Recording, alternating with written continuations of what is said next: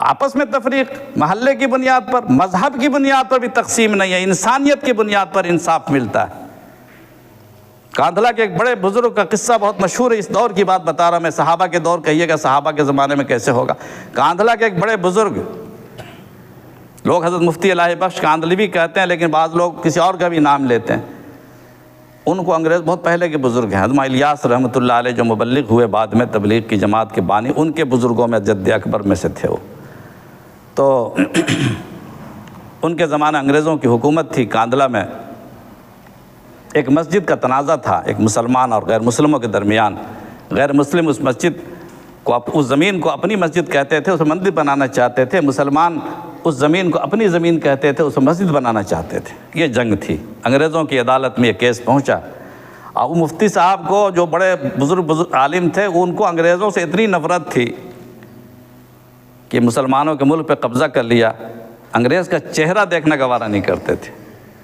اب ان لوگوں میں جب اختلاف مقدمہ پہنچا تو جج نے کہا، انگریز جج نے، کہ تم لوگ آپس میں طے کر لو، صلح مصالحت کر لو تاکہ اس مسئلے کو حل کیا جا سکے۔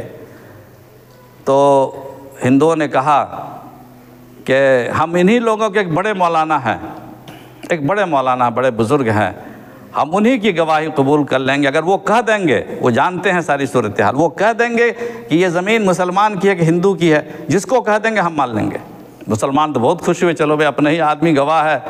تو ہم جیسے لوگ ایمان فروش، دین فروش، ضمیر فروش ہوتے تو اپنے پارٹی کو دیکھ کر، اپنے لوگوں کا چہرہ دیکھ کر یہی کہتے کہ بھائی ہم اپنے حق میں گواہی دیں گے، جھوٹ بولیں گے، جبکہ وہ زمین واقعتاً ہندوؤں کی تھی۔ مفتی صاحب نے کہا، میں تو انگریز کا چہرہ دیکھ نہیں سکتا، مجھے نفرت ہے، مجھے قسم کھایا ہوا انگریز کا چہرہ نہیں دیکھوں گا میں۔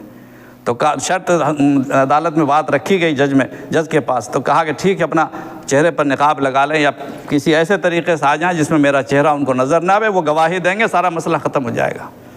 آخرکار وہ آئے اور اپنی پیٹھ جج کی طرف کر کے، تاکہ چہرے پر نظر نہ پڑے، مجلس میں پہلے کچھ نہیں بتایا، اس عدالت میں بیان دیا کہ یہ زمین ہندوؤں کی ہے۔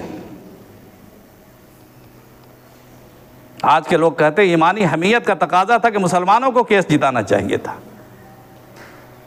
اسلام مذہب اور فرقے کی بنیاد پر کبھی نہیں کام کرتا ہے، اسلام سچائی اور انصاف کی بنیاد پر کام کرتا ہے۔